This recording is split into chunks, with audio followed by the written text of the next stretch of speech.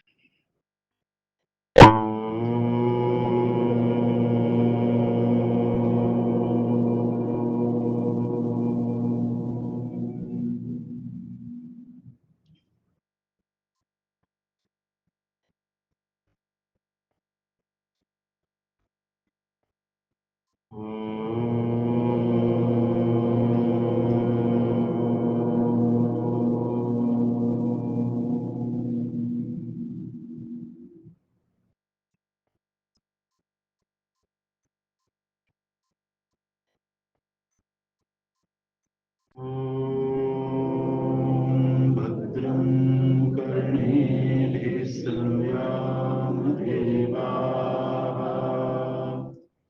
भद्रं पश्येमाक्षभिर्यजत्राः स्थिरैरङ्गैः स्तुष्ट्वागुंसस्तनूभिः व्यशेमदेवहितं यदायुः स्वस्ति न इन्द्रो वृद्धश्रवाः स्वस्ति न पूषा विश्ववेदाः स्वस्ति नस्तार्क्ष्यो अरिष्टनेमिः स्वस्ति नो बृहस्पतिर्दधातु ॐ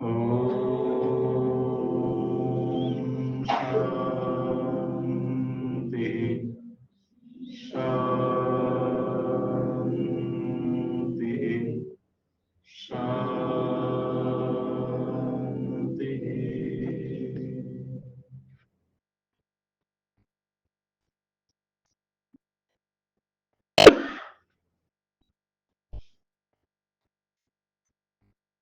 सदा शिवसमारम्भाम्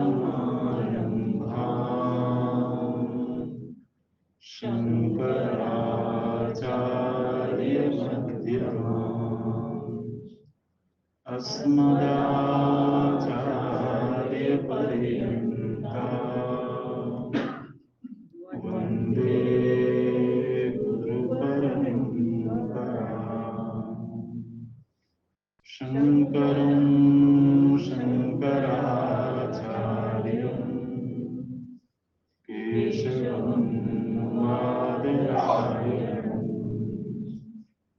सूत्रभाष्यकृतो वन्दे भगवन्तौ पुनः पुनः भगवन्तौ पुनः पुनः।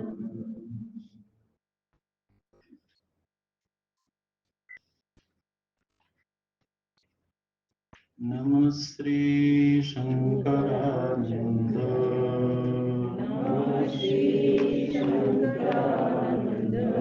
गुरुपादाम्बुजन्मने सविलास महामोह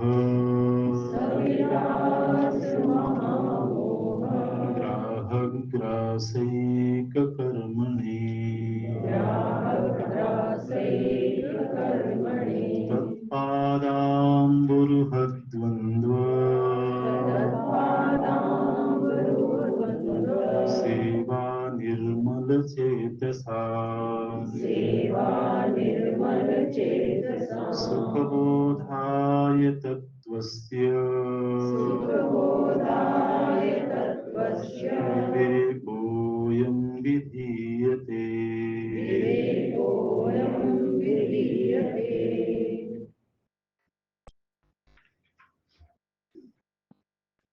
तीसरे श्लोक से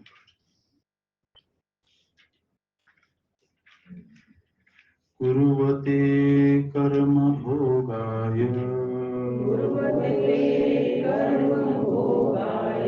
कर्म कर्तुं च भुञ्जते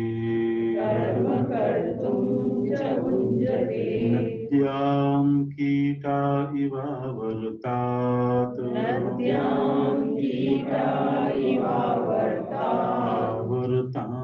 आवर्तान्तरमाशुते व्रजन्तो जन्मनो जन्म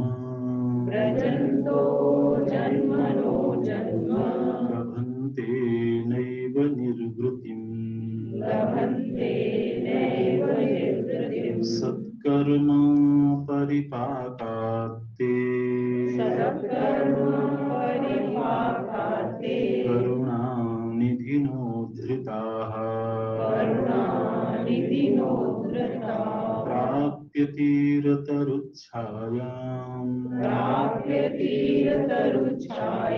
विश्राम्यन्ति यथा सुखम्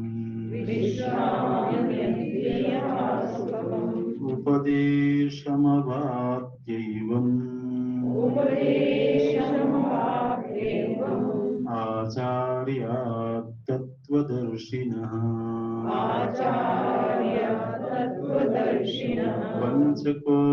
पञ्चकोशविवेकेन लभन्ते निर्वृतिं पराम् अन्नं प्राणो मनो बुद्धिः आनन्दश्चेति पञ्चते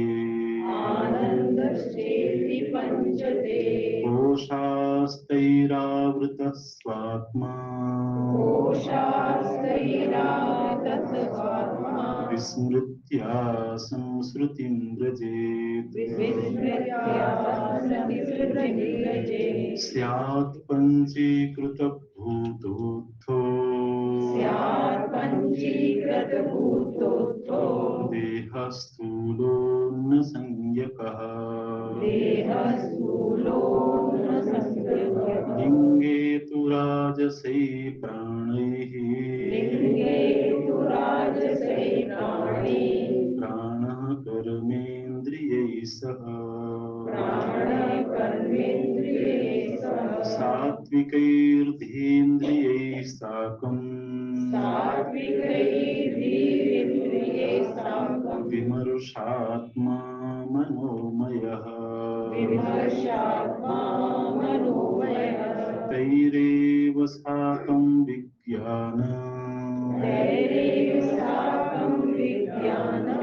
तैरेव साकं विज्ञानमयः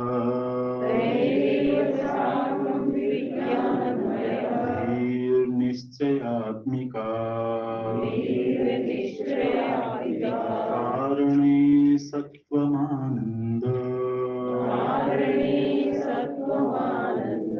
मयो मोदादिवृत्तिभिः तत्कोशैस्तु तादात्म्य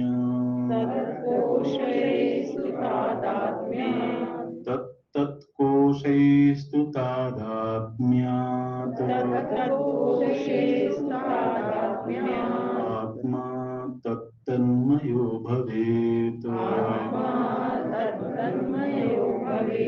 अन्वयव्यतिरेकाभ्याम् पञ्चकोशविवेकतः स्वात्मानं तत उद्धृत्य परं ब्रह्म प्रपद्यते अभाने स्थूलदेहस्य स्वप्ने यद्भानमात्मनः सोऽन्वयो व्यतिरेकस्त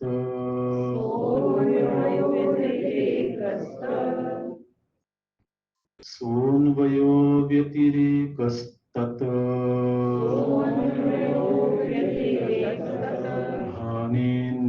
भानेन्यानवभासनम्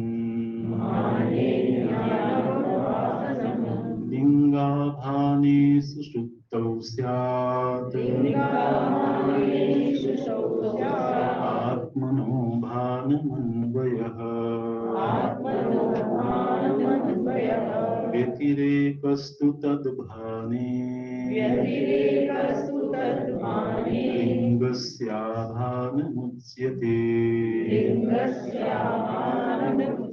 तद्विवेकाद् विविक्ता स्युः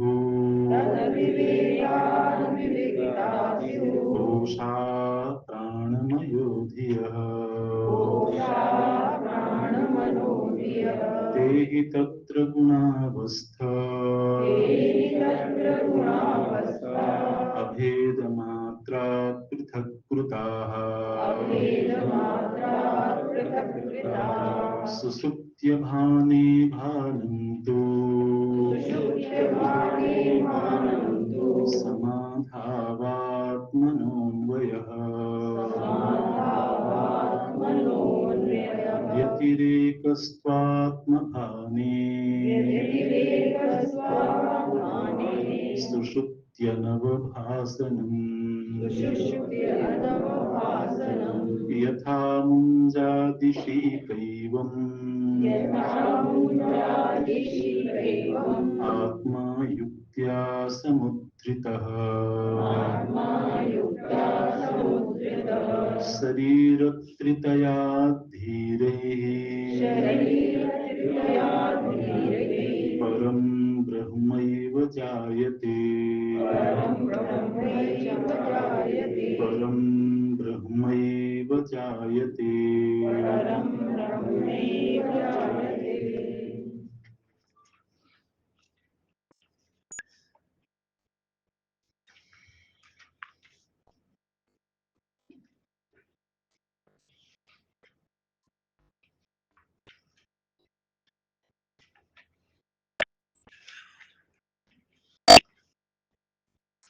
कुर्वते कर्म भोगाय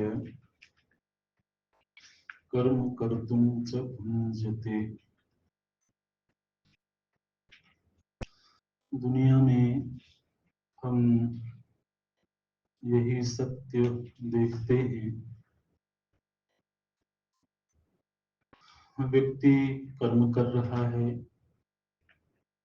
और कर्म करके उसको भोगों की प्राप्ति हो रही है, भोग भोगता है, पुनः कर्म करता है।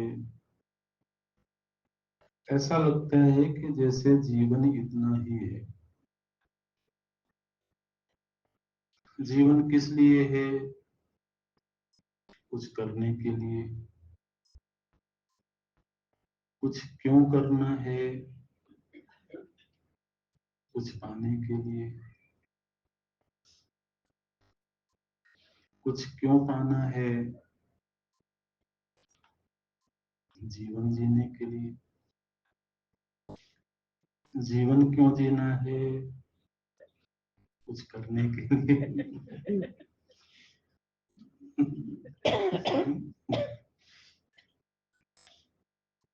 तो ये एक ऐसा एक जाल जैसा बना हुआ है।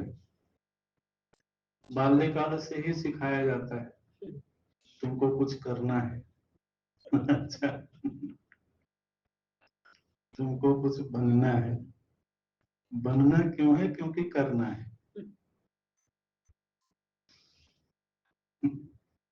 और करना क्यों है? क्योंकि कुछ पाना है। पाना किसके लिए? जीवन के लिए।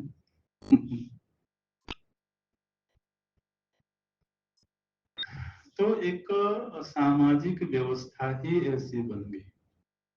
एक व्यक्ति से लेकर के समाज, राष्ट्र, वो सारी व्यवस्था ही ऐसी दिखाई देती है जिसमें कि कर्म की प्रधानता है। कर्म शब्द अगर थोड़ा आध्यात्मिक लगता हो तो पुरुषार्थ कह सकते हैं। व्यक्ति को पुरुषार्थ करना चाहिए, और पुरुषार्थ भी एक प्रकार का कर्म ही है। जीवन का प्रयोजन क्या है? कुछ करना, और कुछ करने से जो मिलेगा, तो मिलेगा भी जीवन के लिए ही।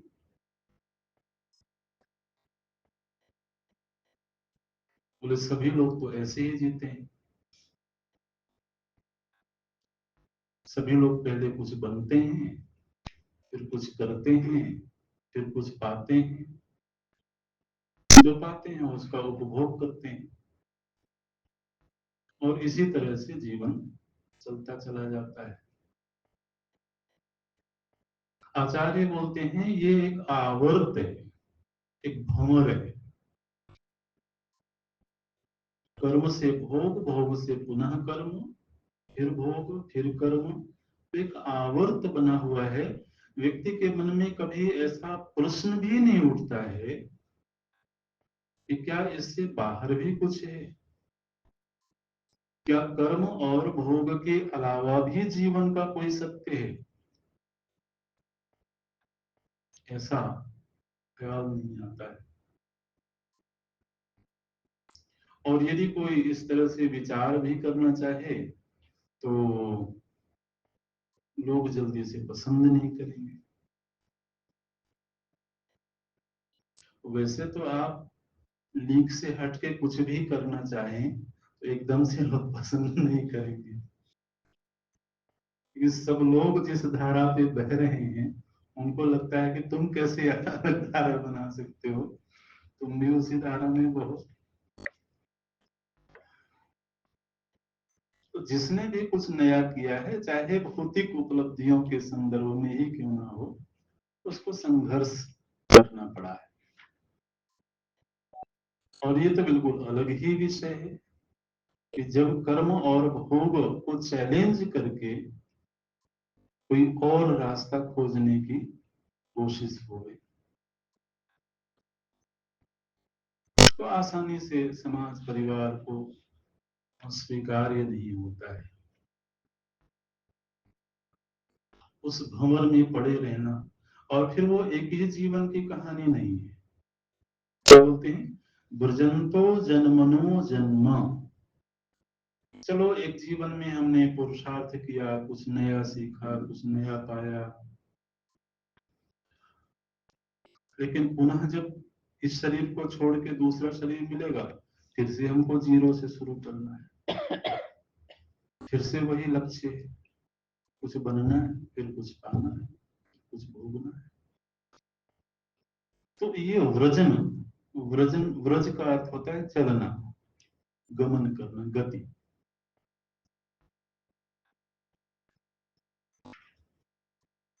तो ये व्रजन निरंतर, इस शरीर से पहले भी हम यात्रा कर रहे थे, इस शरीर के बाद पुनः यात्रा आगे बढ़ेगी। व्रजंतो जन्मनो जन्म लभंते नैव निर्वृति। आखिर तो जो कुछ भी हम जीवन में कर रहे हैं उन सबका अंतिम प्रयोजन क्या है? निवृत्ति है ना। बस इतना कर लें उसके बाद विश्राम होगा, इतना पा लें उसके बाद आनंद होगा। तो अंततः चाहे क्रिया हो, चाहे कोई प्राप्ति हो, उन सब का पर्यवसान कहाँ हो रहा है, समापन कहाँ हो रहा है? विश्राम और आनंद में। बस वही जो मूल प्रयोजन है उससे हम वंचित हैं।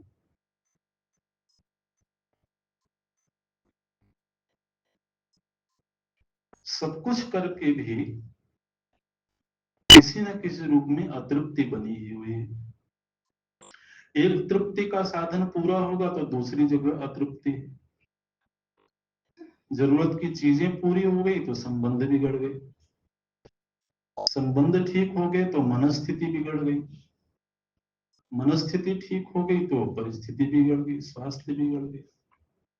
तो लभंते नैव निर्वृत्ति, निर्वृत्ति जो परम आनंद की स्थिति है, आनंद हमेशा विश्राम रूप होता है। वो स्थिति इस यात्रा में तो नहीं मिलती है। लेकिन चूंकि इसके अलावा और कोई मार्ग हमको ना तो विद्यालयों में पढ़ाया गया, ना विश्वविद्यालयों में ऐसी कोई शिक्षा है, तो हमको लगता है चलो जैसा भी है शायद इसी का नाम जीवन होगा।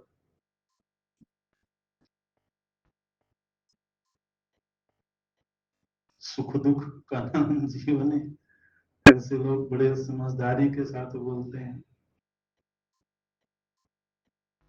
अरे तो फिर ऐसा जीवन चाहिए ही क्यों कि जिसमें सुख के साथ साथ दुख भी हो।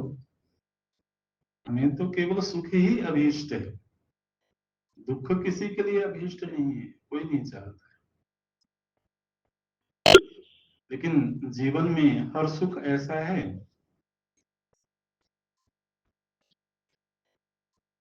जैसे कि छिलके के साथ केला खाना पड़े।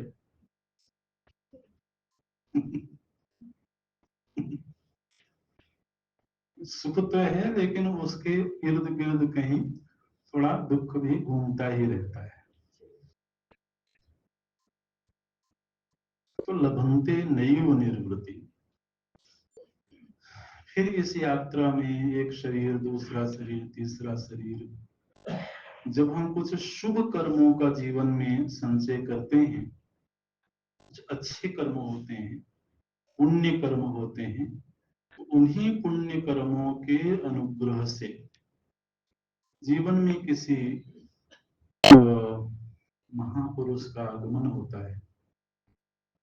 बोलते हैं सत्कर्मों परिपाकात् ते ते कीटा। देखिए आचार्य हमको कीट की संज्ञा देते हैं, बोले भंवर में पड़े हो तुम एक कीट की तरह से हो। ते कीटा, जब उनके कुछ सत्कर्मों का संचय हो गया तो उनके जीवन में कोई आता है और वो करुणा करता है। करुणा निधिना, करुणा निधि के द्वारा। करुणा का अर्थ होता है, बड़ा प्यारा शब्द है ये करुणा, ने बिना किसी अपेक्षा के, बिना किसी प्रति उत्तर की कामना के किसी का हित करना, किसी का शुभ चाहना, किसी के जीवन में कुछ अच्छा करना बिना बदले में कोई अपेक्षा भी। और ऐसा वही कर सकता है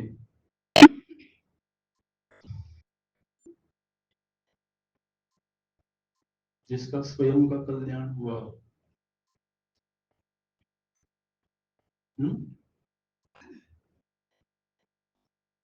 बाकी ये जो लेन देन वाली बात है ना,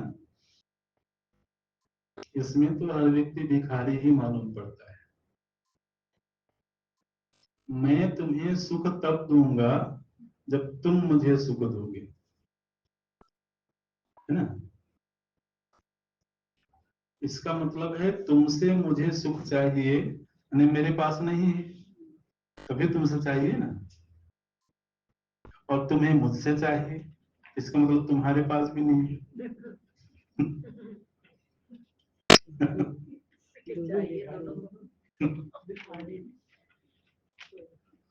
जो चीज हमारे पास नहीं होती है वही तो हम किसी से चाहते हैं। तो करुणा निधि वही हो सकता है जिसके पास में कुछ हो, बिना किसी अपेक्षा के, बिना किसी शर्त के कोई देगा तभी जब वह स्वयं संपन्न हो। निर्हेतुक जो कृपा होती है, करुणा के भीतर एक भाव ये भी रहता है कि जब किसी को लगे कि ये व्यक्ति दीन है, ये व्यक्ति अपनी ही कुछ गलतियों की वजह से दुखी है, अपनी ही नासमझी की वजह से ये परेशान है। तो उसकी परेशानी, उसके दुख को देख करके किसी के हृदय में जब संवेदना का उदय हो और उसे लगे कि इसको बाहर निकालना चाहिए, नदी के किनारे हम बैठे हों और वो कीड़ा बार बार निकलने की चेष्टा कर रहा हो, लेकिन वो उस धारा इतनी तेज हो कि वो उसको निकलने में रुकावट करे, तो उस तट में बैठे हुए व्यक्ति के भीतर एक करुणा जागेगी, एक भाव जागेगा कि मैं कोई सहारा दे करके इसको बाहर निकाल दूं। अब जो सहारा दे के बाहर निकाल रहा है वो उससे तो कुछ नहीं चाह रहा होगा, ये बाहर निकल कर मेरे लिए कुछ करेगा, लेकिन उसकी उस परेशानी को देख करके जब संवेदना जागती है तो करुणा बोलते हैं। और यह जो करुणा है, यह बड़े से बड़े सम्राट के प्रति भी हो सकती है, क्योंकि अंततः भंवर में तो वो भी फंसा हुआ है। भौतिक रूप से चाहे भले वो अपने आप को कितना ही उपलब्धि संपन्न मानता हो, लेकिन अंततः भंवर में वो भी है। तो बोलते हैं करुणा निधिना उद्धृता। अब जो उद्धार शब्द है ये भी बड़ा मजे का है। उद्धार का अर्थ होता है जबरदस्ती उसको बाहर निकालना। कभी कभी ऐसी स्थिति होती है कि वो कष्ट में रहता है और उसी में उसको मजा भी आता है, वो निकलता भी नहीं। और कभी उसको कोई किसी के सहारे निकाल भी दो तो पुनः चेष्टा करता है कि उसे में जाके गिर जाए। तो बलात् उसको वहां से बाहर खींच लाना, निकाल देना, इसको बोलते हैं उद्धार। उद्रियते इति, उसको बाहर खींचना।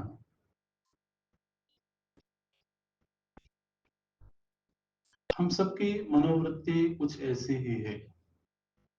कभी कभी हम अच्छे लोगों का संग करते हैं तो लगता है अच्छा करना चाहिए, शुभ करना चाहिए, फिर हमारी वासनाएं, हमारे संस्कार पुनः हमसे वही करवाते हैं जो शायद प्रशंसनीय ना हो।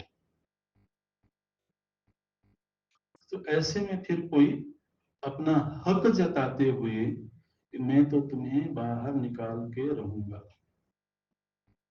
और फिर उसको खींचे, ये उद्धार की प्रक्रिया है। बोलते हैं जब उस कीट का दृष्टांत के संदर्भ में किसी ने उद्धार किया, तो उस नदी के तट पर जो वृक्ष है, उस वृक्ष की छाया में जब उसको थोड़ा विश्राम मिला, तब वह आनंद की अनुभूति करता है। बोलते हैं प्राप्य तीर तरुच्छायाम। तीर मतलब तटवर्ती जो तरु है, वृक्ष है, उसकी छाया को प्राप्त करके विश्राम्यन्ति, विश्राम को प्राप्त हो और यथा सुखम, सुख की अनुभूति करता है। ये तो कीट के संदर्भ में है। मनुष्य के संदर्भ में क्या है? तो बोलते हैं उपदेशम अवाप्य एवं आचार्यात तत्वदर्शिना। जो तत्वदर्शी आचार्य हैं, ऐसे आचार्य के द्वारा उसको उपदेश की प्राप्ति होती है, और वह उपदेश ही उसके उद्धार का माध्यम है। तो उपदेशम अवाप्य, उपदेश को प्राप्त करके, किसके उपदेश को? तत्वदर्शिना आचार्यात्, जो तत्वदर्शी आचार्य हैं देखिए, आचार्यत्व की सिद्धि बिना अनुभूति के नहीं होती है।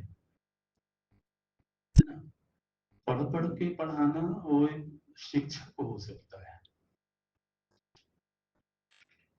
लेकिन अगर किसी के स्वयं की अनुभूति में कोई घटना न घटी हो तो वह दूसरे को प्रत्यायित नहीं करवा सकता, दूसरे के हृदय में उसी बोध को प्रकट नहीं कर सकता है, क्योंकि बोलने वाले के वाणी में शक्ति तब आती है जब वह स्वयं उसके अनुभव का विषय है। इसलिए बोलते हैं तत्वदर्शिनः आचार्यात्, तत्वदर्शी आचार्य के द्वारा उसको उपदेश की प्राप्ति होती है और उससे वह उस आवर्त से, उस भंवर से बाहर निकलता है। उपदेश की प्रक्रिया क्या होती है? आचार्य के द्वारा किस तरह उपदेश किया जाता है? तो बोलते हैं पंचकोश विवेकेन, पंचकोश विवेक करवाया जाता है।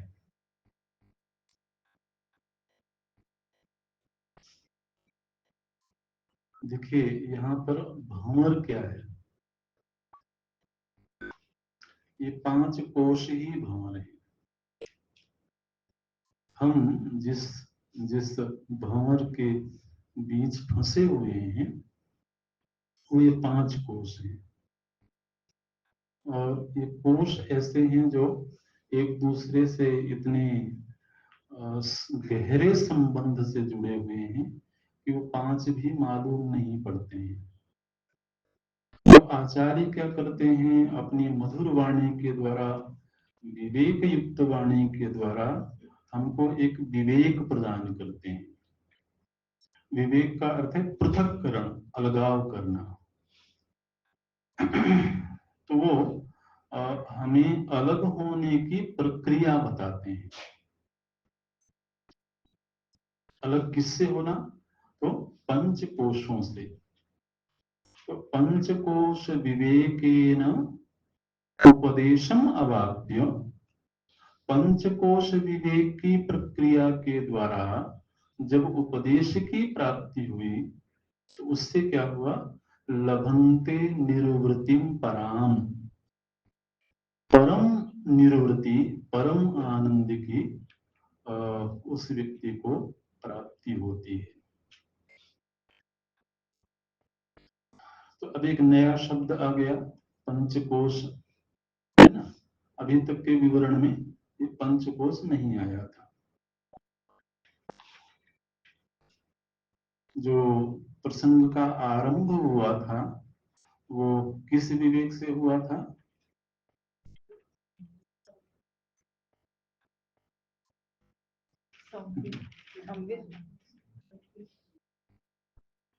अवस्था त्रय विवेक से, है ना? संवित तीनों अवस्थाओं में एक ही है, वो एक प्रक्रिया थी। वेदांत में कई प्रक्रियाएं होती है चिंतन की, जैसे अवस्था त्रय प्रक्रिया है, पंचकोश विवेक प्रक्रिया है ना? तो इसी तरह से अन्वय व्यतिरेक की प्रक्रिया भी इसी पंचकोश में ही आएगी। तो ये सब वेदांत की अलग अलग प्रक्रियाएं हैं। प्रक्रिया का अर्थ क्या होता है? प्रक्रिया का अर्थ होता है सवाल को हल करना। जैसे गणित में कोई सवाल आया और मानो कि उसका उत्तर हमको मालूम हो। उत्तर कई बार गणित की पुस्तकों में लिखा भी रहता है, लेकिन सवाल देख करके केवल उसके उत्तर को जान करके हम गणितज्ञ नहीं हो सकते हैं, जबकि हम उस सवाल को हल करके उस उत्तर तक ना पहुंचे। ठीक है ना? तो सत्संगों में, शास्त्रों में हमने सुना कि सत्य क्या है। तो सत्य क्या है ये उत्तर है। जीवन अपने आप में एक प्रश्न है।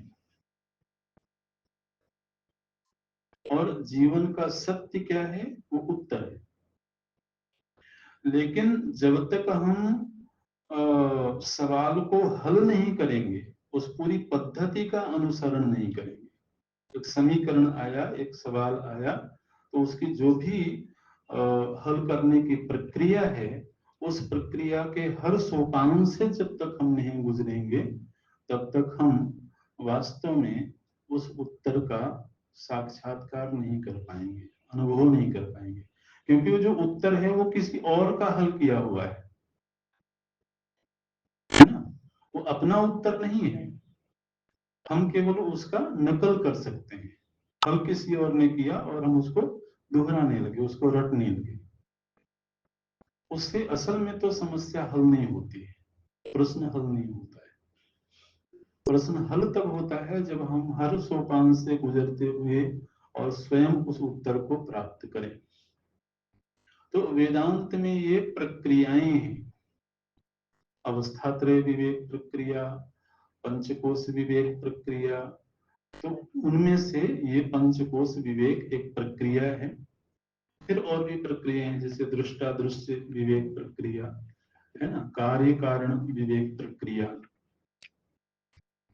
तो प्रक्रिया का आप अर्थ समझ लीजिएगा, हल करने की पद्धति, सवाल को, प्रश्न को हल करने की पद्धति।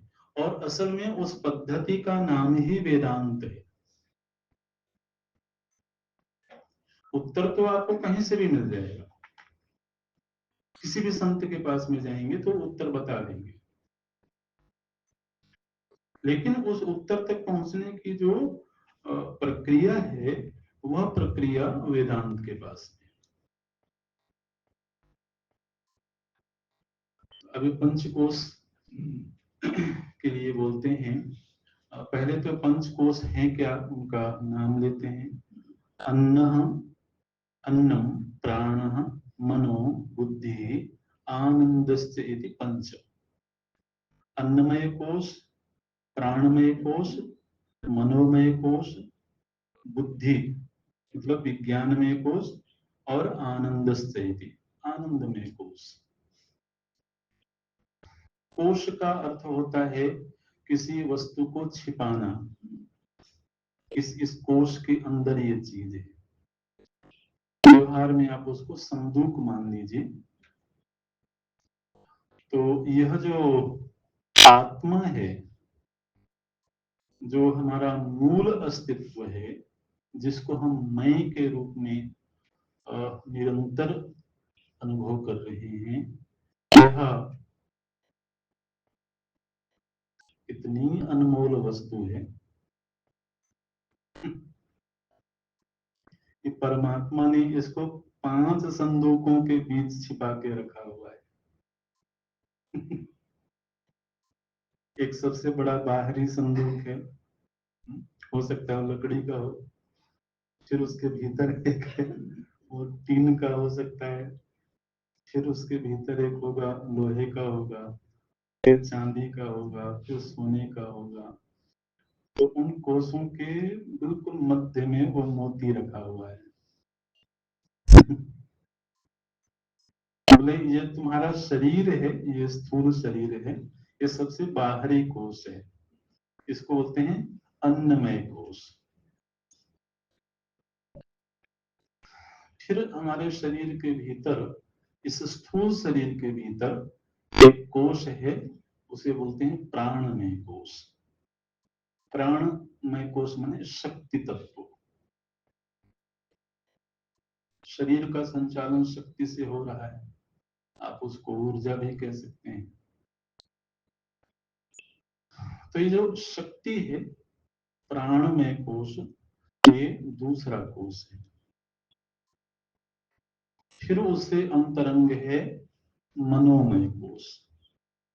हमारे व्यक्तित्व का एक बड़ा महत्वपूर्ण जो आयाम है, वो मनोमय, इमोशनल पर्सनैलिटी, ऐसे भावनात्मक व्यक्तित्व। एक शारीरिक व्यक्तित्व है, एक शक्ति रूप व्यक्तित्व है, फिर एक भावनात्मक व्यक्तित्व है। तो वो मनोमय कोश हुआ। फिर उसके अंतरंग है विज्ञानमय कोश। विज्ञानमय कोश माने हमारी एक इंटेलेक्चुअल पर्सनैलिटी है, एक समझदारी का व्यक्तित्व है, हमारी कितनी समझ है, जिसमें बुद्धि और ज्ञान इंद्रियां हैं। और उससे भी अंतरंग है फिर आनंदमय कोश। देखिए हम कोशों का विवरण कर रहे हैं यहाँ पर। हाँ, पहले तो नाम दे दिए 33वें श्लोक में, अन्नम प्राणो मनो बुद्धि आनंदश्चेति पंचते कोशास्तैः आवृतः स्वात्मा। ये जो हमारी आत्मा है ये इन 5 कोशों के आवरण में छिपी हुई है और उसको हम भूल चुके हैं।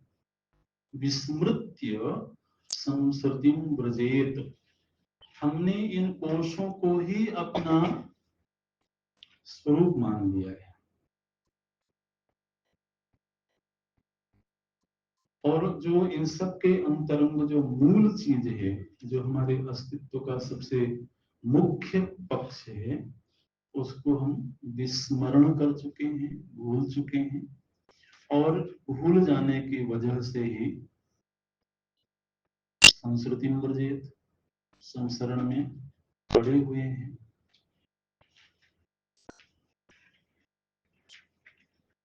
इन 5 कोशों से बड़े तरीके से उसको निकालना पड़ता है। दृष्टांत दिया है यहाँ पर आचार्य ने 42वें श्लोक में। 42वें श्लोक में पहले दृष्टांत को देख लीजिए। 5 कोशों से इस मूल तत्व को कैसे निकाला जाता है। बोले यथा मुंजात इशीक, एक कोई मुंजा घास होती है। आपने किसी घास को देखा होगा, उस घास में कई परतें होती हैं। एक परत को हटाइए तो फिर थोड़ा एक कोमल पक्ष आता है, फिर उसको हटाइए तो फिर एक कोमल पक्ष आता है। इस तरीके 3-4 उसमें परतें होती हैं। सबसे अंतरंग जो घास का हिस्सा होता है वो बड़ा बड़ा नाजुक होता है, मुलायम होता है। अगर बहुत तरीके से उसको न निकाला जाए तो भीतर ही टूट जाता है। कभी किया ऐसा? बचपन में तो हम लोग घास में खेलते थे, करते थे। कोई भी घास हो सकती है। तो उसका सबसे अंतरंग वाला जो सबसे कमजोर हिस्सा है, उसको खाने में भी अच्छा लगता है। तो लेकिन उसको निकालने के लिए बड़ा तरीका होता है। थोड़ा सा भी हाथ हिल जाए इधर उधर तो अंदर टूट जाएगा। तो जिस तरह बड़ी सावधानी से मुंजा से घास निकाली जाती है, दृष्टांत दिया है इन्होंने 42वें श्लोक में, ठीक इसी तरह से इन 5 कोशों से आत्म वस्तु को निकालना होता है। दृष्टांत का अर्थ है कि बहुत विवेक से, बड़ी सावधानी से चिंतन करते हुए इस प्रक्रिया में आगे बढ़ते हैं। अन्नमय कोश क्या है? तो बोलते हैं स्यात् पंचीकृत भूतोत्थ। पंचीकृत जो महाभूत हैं, पिछली कक्षा में हम लोगों ने चर्चा करी थी, तो उन्हीं पंचीकृत महाभूतों से जिस देह का निर्माण हुआ है, ध्यान रखिएगा, इंद्रियों का, मन का, बुद्धि का निर्माण पंचीकृत भूतों से नहीं हुआ है ना? उनके सब अलग अलग रूपों से हुआ है। पंचीकृत भूतों से जिस शरीर का निर्माण हुआ है वह स्थूल शरीर है। यह स्थूल शरीर ही अन्नमय कोश कहलाता है। तो कहते हैं स्यात् पंचीकृत भूतोत्थो देहः स्थूलः अन्न संज्ञकः। ये हम सभी का जो शरीर है यह अन्नमय कोश है। अन्नमय कोश क्यों बोलते हैं? क्योंकि यह अन्न से ही बना हुआ है ना। स्वयं अन्न रूप भी है।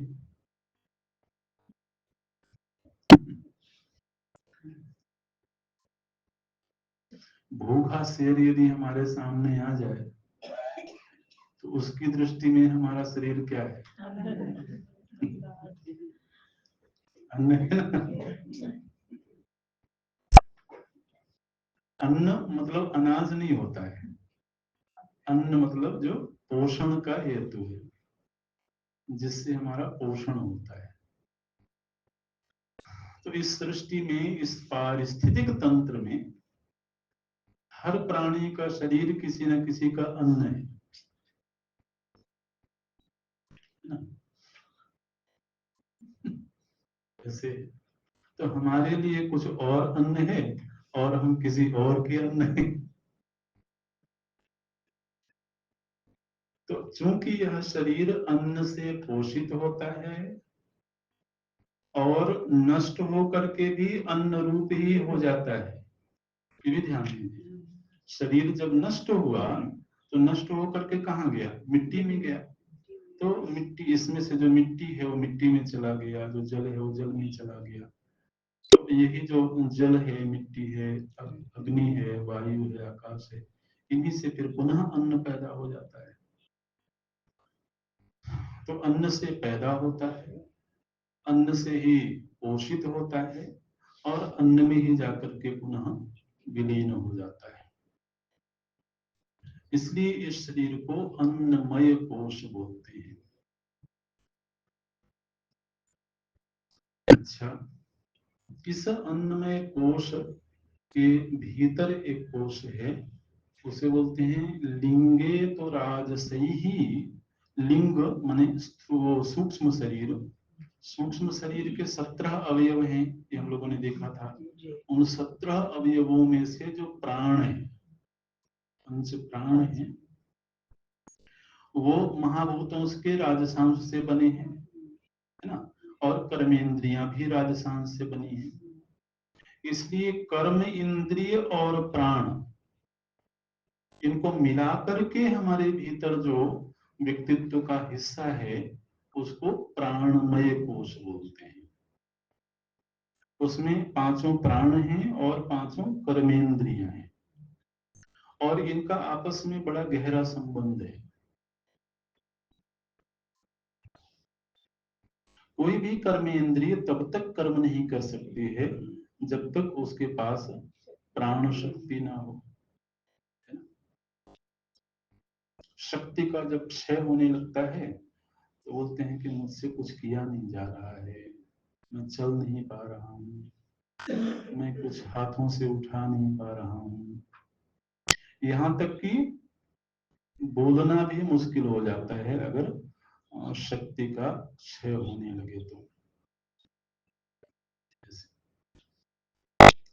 तो कर्म इंद्रिय और प्राण शक्ति, वेदांत ने कहा कि ये अपने आप में एक व्यक्तित्व है। इस व्यक्तित्व को कहते हैं प्राणमय कोश।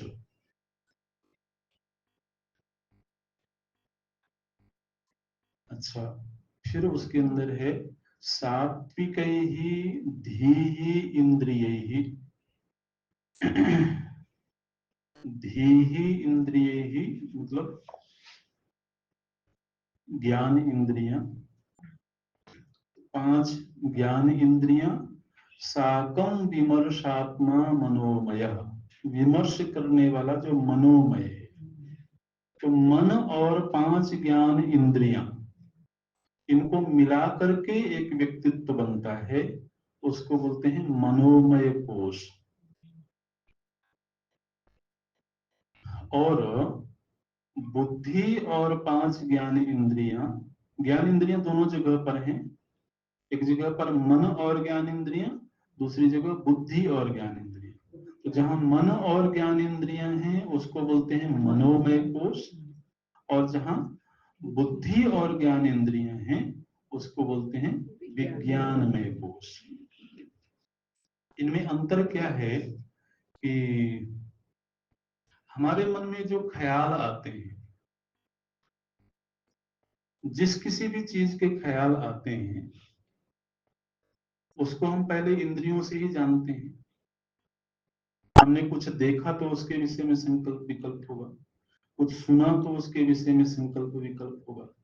माने मन में होने वाले जो संकल्प विकल्प हैं, किसी न किसी विषय को लेकर के होंगे ना, कोई ऑब्जेक्ट होगा, तो वो जो भी ऑब्जेक्ट है, विषय है, उसका ज्ञान हमको सबसे पहले इंद्रियों से ही हुआ होगा। देख करके, सुन करके, चख करके, स्पर्श करके, है ना, घ्राण से। तो ज्ञान इंद्रियों से जो विषय प्राप्त हुआ, उसके संदर्भ में जो हमारे मन में संकल्प विकल्प होता है, ये अपने आप में एक व्यक्तित्व का हिस्सा है। इसको बोलते हैं मनोमय कोश। इसी तरह से इन 5 इंद्रियों से जो विषय हमको प्राप्त हुए, उनके विषय में विचार करते करते जब हम निश्चय पर पहुंचते हैं, तो निश्चय पर भी हम उन्हीं विषयों को लेकर के पहुंचते हैं जिनको हमने इंद्रियों से जाना है। तो निश्चय रूपी जो कार्य है, यह बुद्धि के द्वारा संपन्न होता है। तो इसलिए ज्ञान इंद्रियां और बुद्धि, इनको मिलाकर के जो एक व्यक्तित्व बनता है हमारा, उसको विज्ञानमय कोश बोलते हैं। जो मनोमय कोश होता है, वह एक तो संकल्प विकल्प रूप होता है, और दूसरे वो भावना प्रधान होता है। और हम आप सब जानते हैं कि भावनात्मक व्यक्तित्व अलग है, वैचारिक व्यक्तित्व अलग है। कभी कभी कोई व्यक्ति होता है बहुत भावनात्मक होता है, इमोशनल होता है, तो ज्यादा विचार नहीं करता है वो। कभी कभी तो भावना और विचार साथ साथ चलते हैं, और कभी दोनों एक दूसरे का विरोध करते हैं। बोले अभी विचार मत करो, अभी भाव में बहने दो। विचार करने लगोगे तो भाव जरा शिथिल हो जाएगा, अभी भाव में डूबने दो जी।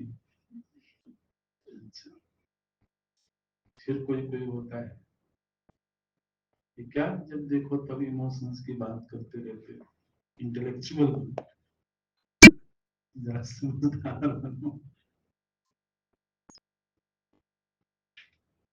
तो वैचारिक व्यक्तित्व अलग है, उसको बोलते हैं विज्ञान में कोश।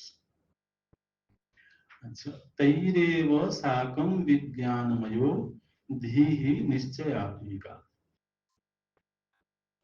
उसके भी अंतरंग एक कोश है, जिसे आनंदमय कोश बोलते हैं।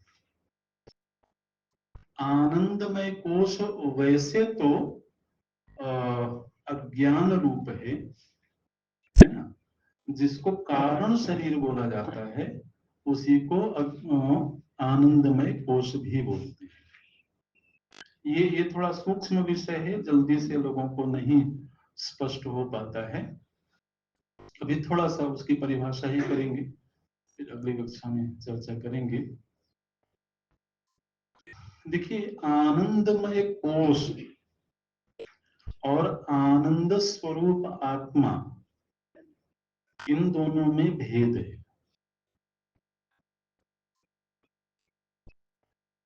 जैसे ऐसे समझिए कि किसी वस्तु व्यक्ति को हमने देखा, तो उसको देख करके हमारे भीतर प्रिय भावना का उदय हुआ। प्रिय भावना का अर्थ है वो देख करके हमको अच्छी लगी। ठीक, तो अब ये जो अच्छा लगना है, इसको व्यक्तित्व के किस हिस्से में रखेंगे? क्या यह अन्नमय कोश के हिस्से में जाएगा, क्या प्राणमय के हिस्से में जाएगा, क्या मनोमय के हिस्से में जाएगा? ध्यान रखिएगा, मनोमय में तो विचार होते हैं, संकल्प विकल्प होते हैं, लेकिन पसंद उसके भी पीछे है। ठीक है, किसी का अच्छा लगना ये भाव के भी पीछे की चीज है। जब वो अच्छा लग जाता है तब धीरे धीरे करके उसके भाव जुड़ते हैं।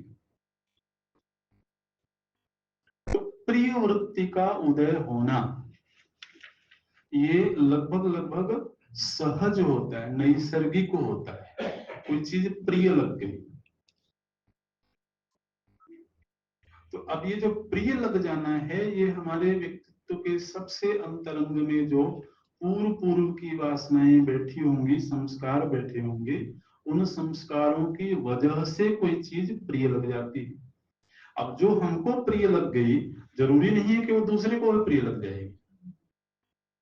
इसका मतलब प्रियता उस व्यक्ति में नहीं है, उस वस्तु में नहीं है, हमारे अंतरंग में कोई चीज है जिसके कारण वो अच्छी लग गई। फिर जो चीज अच्छी लगी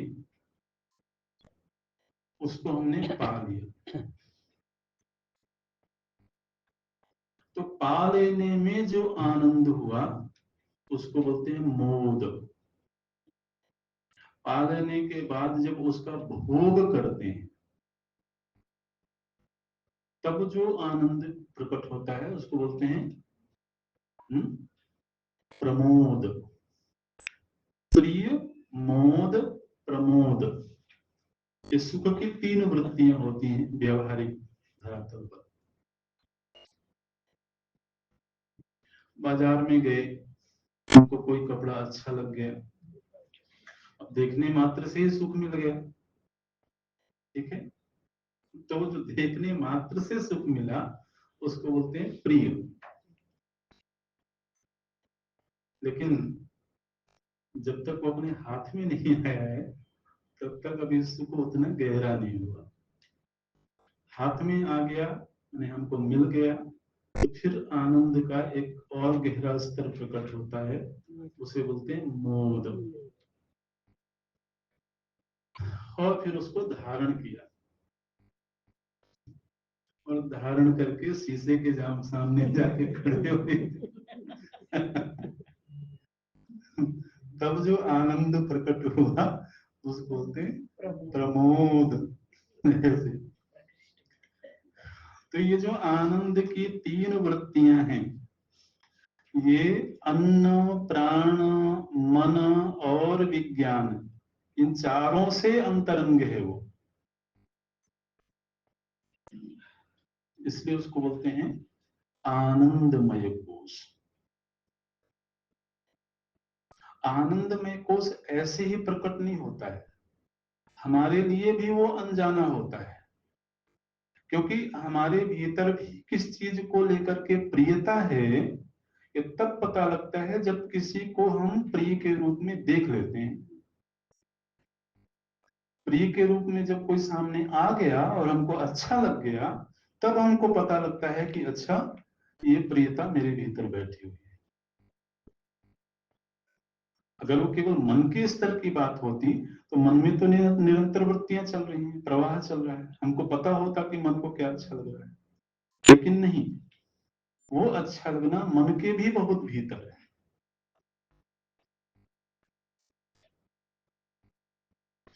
तो देखिए बोलते हैं कारणे सत्वम आनंदमय मोदादि वृत्ति भी। मोद आदि वृत्तियां, तीन वृत्तियां हैं, प्रिय, मोद, प्रमोद।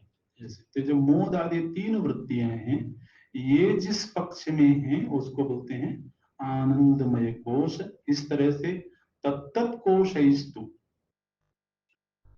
अब यहाँ जो इन कोशों की चर्चा है उस चर्चा का प्रयोजन ये है कि इन पांचों से तुम न्यारे हो।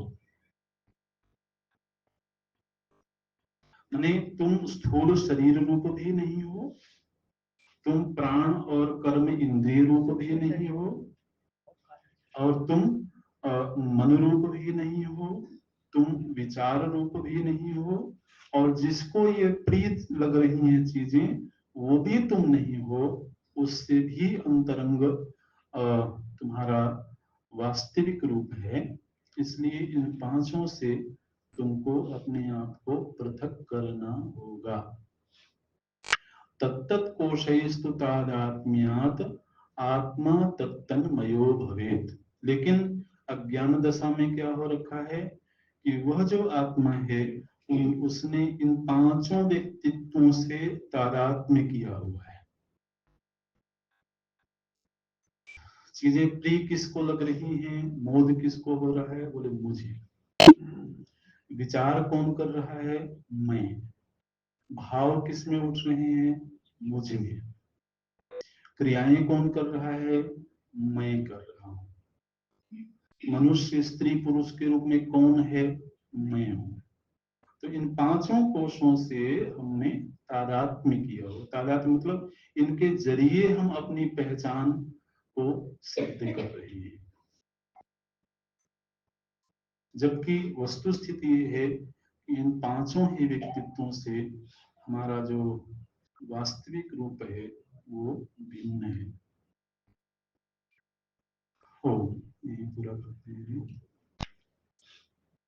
ओम पूर्णमदः पूर्णमिदं पूर्णात् पूर्णमुदच्यते पूर्णस्य पूर्णमादाय पूर्णमेवावशिष्यते।